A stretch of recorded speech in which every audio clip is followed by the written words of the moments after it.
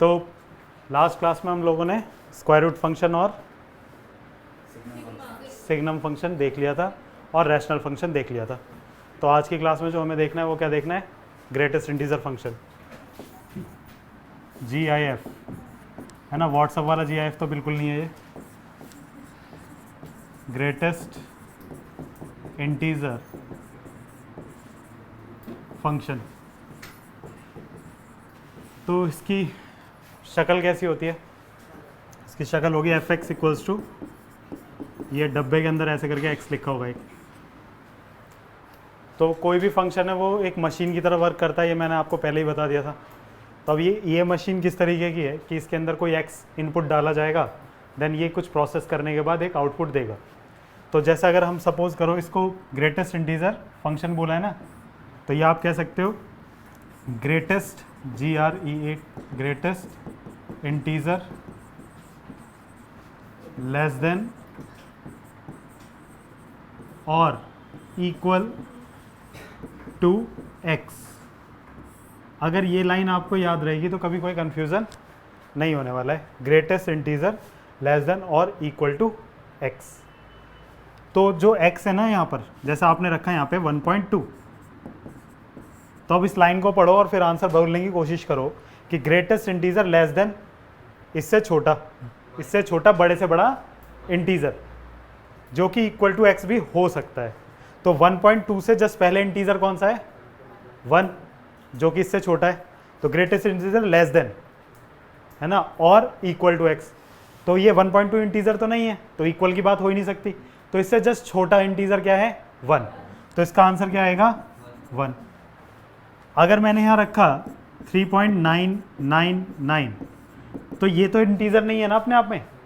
अगर मैं जस्ट इससे पहले इंटीजर की बात करूं तो वो कौन है, 3। तो इसका आंसर क्या होने वाला है, 3। अगर मैंने रखा यहाँ पे पाई, तो पाई की वैल्यू आप जानते हो कितनी होती है, तो 3.14 से पहले इंटीजर कौन सा है, 3।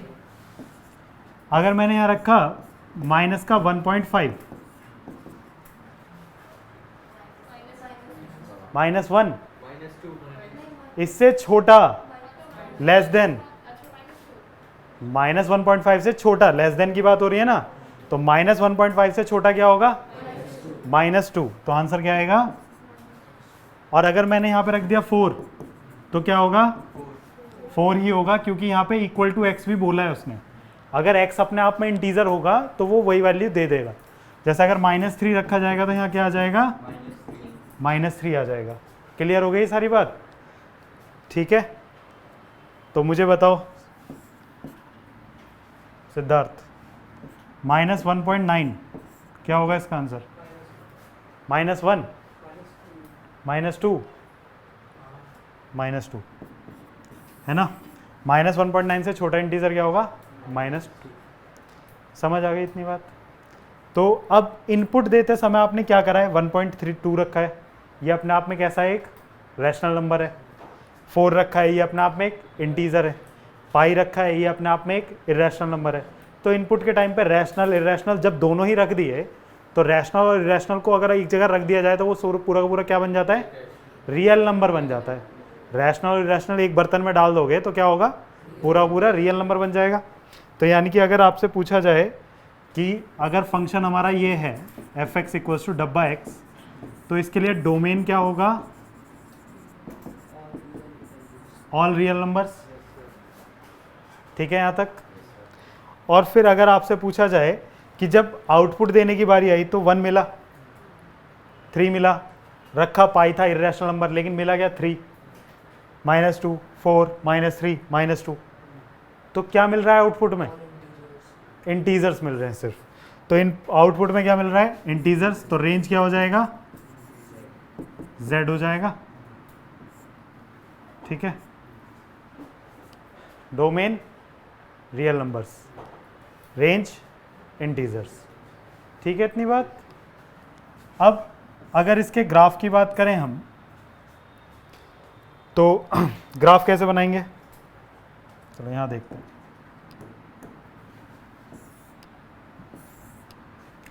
ये था डब्बा ऐसे करके, अगर 0 डालोगे इस डब्बे में तो क्या मिलेगा,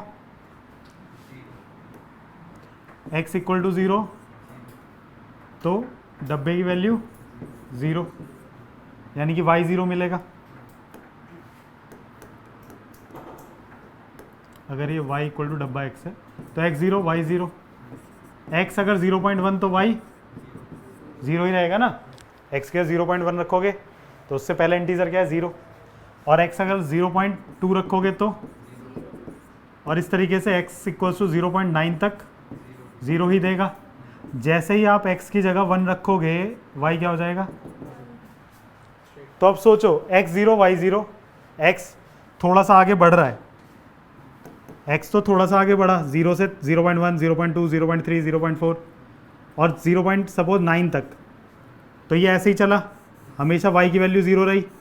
लेकिन जैसे ही 1 पे पहुंचा तो 1 पे उसने वैल्यू छोड़ दी और यहाँ पे क्या रह गया, होल रह गया, और 1 पे वैल्यू क्या दे दी 1, तो यहाँ पे डार्क आ जाएगा इस तरीके से।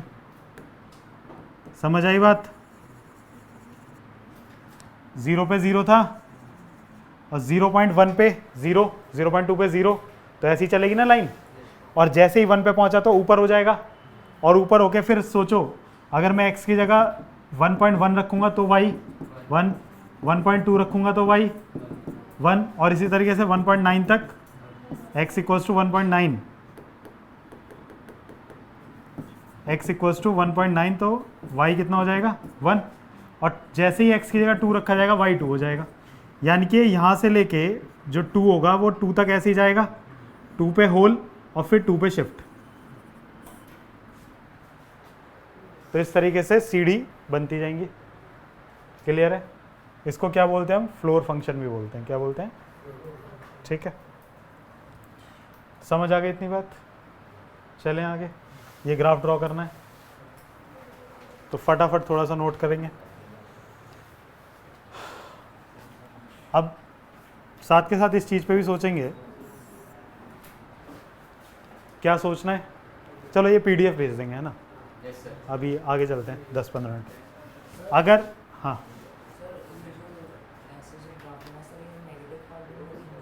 हाँ नीचे ही बनेगा, 0 पे 0 रह रहा है, और जैसे ही 0.1 रखोगे तो क्या रखेगा, माइनस का 0.1, तो -1, तो यहाँ से ऐसे पहुँच जाएगा ना इधर, -1 पे -1 देगा, है ना, -1 पे -1 देगा, फिर ऐसे यहाँ से यहाँ होल आएगा, फिर इधर आएगा डार्क, ऐसे चलेगा। ठीक है, कोई दिक्कत, दोनों तरफ चलेगा। तो आगे क्या है कि अगर आपने डब्बा x प्लस कोई n लिखा है और n बिलोंग्स टू क्या है, कोई इंटीजर है, तो ये डब्बा x प्लस n बाहर आ जाएगा। ये प्रॉपर्टी नंबर 1 है इसकी, ठीक है। और अगर प्रॉपर्टी नंबर 2 देखें तो ये डब्बा x प्लस डब्बा x ऐसे लिखा है। तो आप खुद सोचिए कि ये जो डब्बा x है ये तो अपने आप में इंटीजर ही है ना, तो कल को कोई n ही बन जाएगा ये। तो ये कुछ इस तरीके से लिखा मिलेगा x प्लस n, और फिर ये बाहर निकलेगा तो क्या हो जाएगा, है ना। तो क्या हुआ, ये डब्बा x ऐसे लिख सकते हो, इसे डब्बा x बाहर ही आ जाएगा ना, इसे बीच में से हटा दो। तो ये अपने आप में, जैसे ऊपर वाली प्रॉपर्टी देखी हमने, ग्रेटेस्ट इंटीजर डब्बा था, उसके अंदर x प्लस n लिखा है, n अगर इंटीजर होगा तो n बाहर आएगा। वैसे ही सोचो कि ये डब्बे के अंदर x है प्लस डब्बा x लिखा हुआ है, डब्बा x अपने आप में एक इंटीजर है, तो इंटीजर बाहर आ जाना चाहिए था इस तरीके से। तो यानी कि क्या होगा, x प्लस ये डब्बा x, और आगे जाके आप इसको क्या कर सकते हो, 2 टाइम्स डब्बा ऑफ x, ठीक है। अगर इस तरीके का होगा तो ये हो जाएगा। तीसरी प्रॉपर्टी जो बहुत अच्छी है कि डब्बा x प्लस माइनस ऑफ डब्बा x करें तो क्या होगा, हमेशा 0 होगा। क्या सोचो, x की जगह 1 रखा हमने, क्या रखा, x की जगह 1 रखा, तो क्या होगा, 1 का डब्बा प्लस -1 का डब्बा, तो 1 का डब्बा तो 1 आ जाएगा, और -1 का डब्बा तो 0 आएगा। और x की वैल्यू -1 रख लोगे तो भी कोई, -1 रखोगे तो ये माइनस हो जाएगा, और वो प्लस का 1 हो जाएगा, तो ओवरऑल क्या आएगा फिर दोबारा से, इसका तो -1 और इसका 1, तो अगेन 0 ही हो जाएगा। लेकिन प्रॉब्लम कब आएगी, जब मैं x की वैल्यू -1/2 रखूँ, 1.2 रखूँ, x की जगह 1.2 रखा यहाँ पर, तो 1.2 का डब्बा प्लस -1.2 का डब्बा, ठीक है इतनी बात। अब 1.2 का जो डब्बा होगा वो कितना होगा बेटा 1, लेकिन -1.2 का डब्बा -2, तो क्या आएगा -1। यानी कि कहने का मतलब ये था, अगर आपने x कोई इंटीजर रखा तो इसकी वैल्यू हमेशा, और अगर आपने x कोई नॉन इंटीजर रखा यानी कि कोई फ्रैक्शनल वैल्यू रखी, तो इसकी वैल्यू हमेशा क्या आएगी -1। तो यानी कि डब्बा x प्लस माइनस डब्बा x क्या होगा, या तो 0 होगा या -1। 0 कब होगा, जब x एक इंटीजर होगा, और -1 कब होगा, जब x एक नॉन इंटीजर होगा। समझ आई बात, ठीक है यहाँ तक। ये 3 प्रॉपर्टी हैं। इनइक्वालिटीज़ आपके सीबीएसई के सिलेबस में है नहीं, तो थोड़ी बहुत यही आ सकती हैं, वरना इतना भी सीबीएसई के अंदर कोई पूछता नहीं है आपसे ग्रेटेस्ट इंटीजर के बारे में। पर ग्रेटेस्ट इंटीजर की आपको बेसिक डेफिनेशन पता होनी चाहिए, क्या होती है, greatest integer less than equal to x, ठीक है। बाकी सारी चीज़ हमने देख ली। ग्राफ पता होना चाहिए आपको, स्कूल के एग्जाम में वो क्या पूछ सकता है आपसे कि define the greatest integer function, तो उसमें आपको क्या करना पड़ेगा, ग्रेटेस्ट इंटीजर फंक्शन 2-3 एग्जाम्पल, फिर डोमेन, उसका रेंज और ग्राफ, दैट्स इट। चलें आगे, एक और देखते हैं, इसको बोलते हैं फ्रैक्शनल फंक्शन। फ्रैक्शनल फंक्शन, तो इसकी शक्ल कैसी होती है, इसकी शक्ल होती है f(x) equals to curly bracket के अंदर x। तो अगेन है तो एक मशीन ही, और मशीन है तो किस तरीके से कोई ना कोई प्रोसेसिंग होगा इसका। तो प्रोसेसिंग कैसे वर्क करती है इसकी, जैसे आपने रखा 1.2, तो 1.2 का फ्रैक्शनल पार्ट क्या है 0.2। यानी कि आप दुनिया के किसी भी नंबर को कैसे लिख सकते हो, greatest integer x plus fractional part of x, ऐसे लिख सकते हो ना। इंटीजर पार्ट होगा एक उसका, और एक उसका फ्रैक्शनल पार्ट होगा। तो यानी कि मैंने क्या करा, x को, कोई भी x है तो उसको ऐसे लिखा जा सकता है। यानी कि फ्रैक्शनल पार्ट क्या होता है, फ्रैक्शनल पार्ट अगर निकालेंगे तो x माइनस डब्बे के अंदर ऐसा x आ जाएगा, है ना। जैसे आप देखो x की जगह 1.2 रख के देखो, तो फ्रैक्शनल पार्ट 1.2, इसके बारे में तो हमें अभी नहीं पता था कुछ भी। यहाँ पे x की जगह 1.2 रखा माइनस 1.2, तो 1.2 तो ऐसे ही रहेगा, लेकिन इसका क्या आएगा -1, तो आंसर क्या आएगा 0.2। देखो ये आया ना 0.2। यानी कि फ्रैक्शनल पार्ट ऑफ x क्या होता है एक्चुअल में, x minus greatest integer of x होता है। या आप कह सकते हो दुनिया के किसी भी नंबर को इंटीजर प्लस फ्रैक्शन के पार्ट में लिखा जा सकता है। हो सकता है कि कोई भी इंटीजर, जैसे मैंने x की जगह रख दिया 1, है ना, x की जगह 1 रखो, फ्रैक्शनल पार्ट ऑफ 1, तो 1 माइनस डब्बा 1, तो 1 माइनस 1 तो 0 आ गया ना, क्योंकि इसका कोई फ्रैक्शन पार्ट नहीं है। समस्या कोई, ऐसी समस्याओं को छोड़ दो साइड में, इधर ध्यान दो। क्या होगा 1.3, तो क्या आएगा 0.3, 4.7, तो आंसर क्या आएगा 0.7। लेकिन अगर माइनस का 1.2 रखा तो आंसर क्या आने वाला है,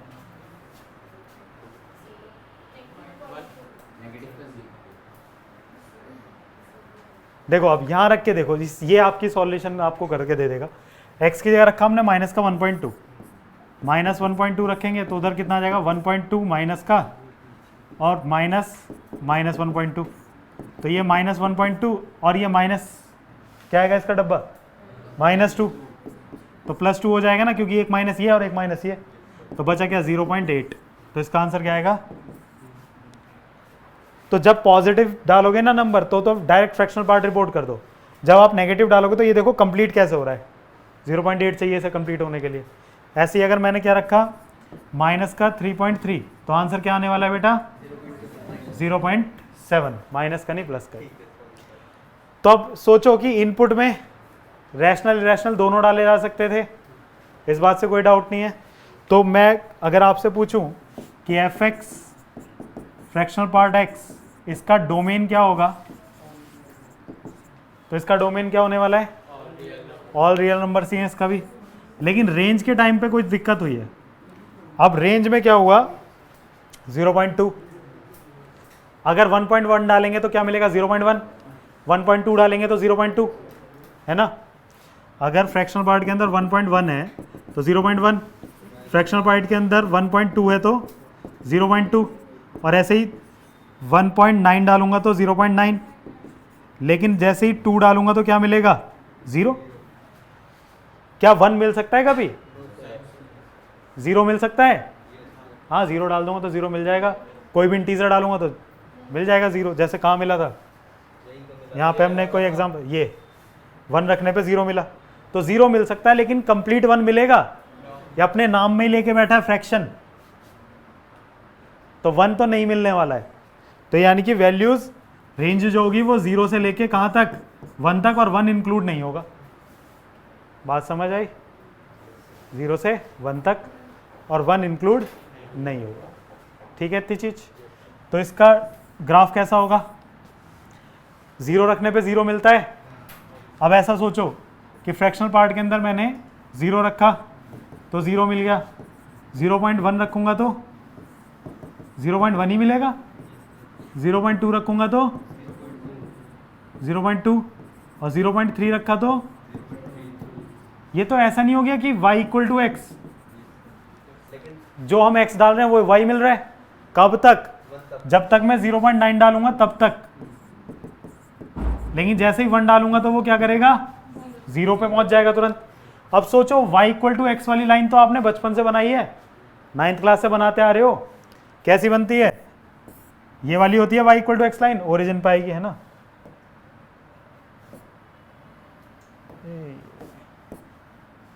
ऐसे करके ओरिजिन से जाएगी ऐसे, ये 45 होता है ना।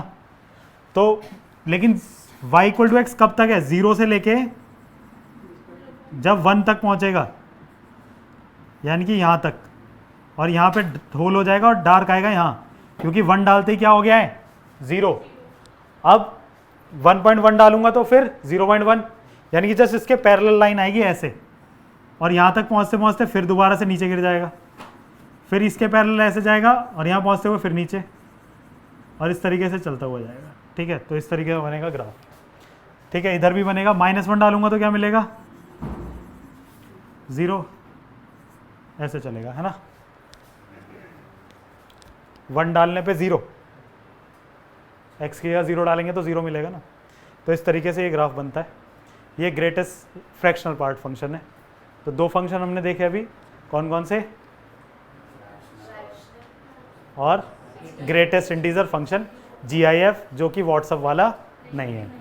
ठीक है।